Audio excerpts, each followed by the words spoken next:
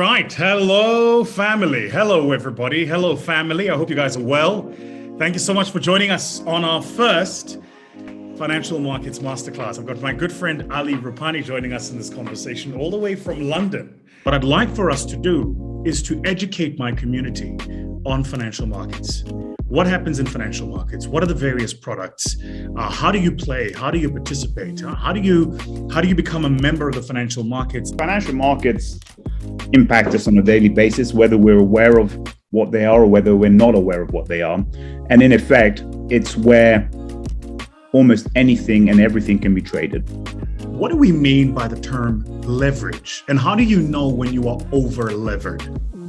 Wow, that's a good question. I mean, look, so leverage in its very simplest form means where you are taking a position but putting a single-digit percentage of the notional down as the trade. I think this is why I feel we're going into a super cycle, because actually what's happened in the commodity space, right, over the last 10 years is we've had severe underinvestment in, in the energy space, right? Where do I go? Here's the question I'm asking you. Do I buy an index? Do I buy a currency? Do I buy equity, taking a particular position on a certain company that I've done some fundamentals on? Or do I play a little bit on the CFDs on the commodities side?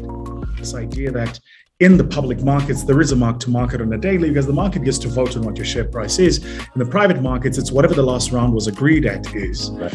And now all of a sudden, this tourist, I love that term, tourist investors is creating this match where actually the one has to match the other because they're looking at it from the same perspective. There are no secrets to wealth. Wealth is formulaic. There is a formula that if you follow, you will create wealth. There are different levels of wealth, and we won't all reach the same level. But if you follow the formula, you will be wealthier tomorrow than you were yesterday.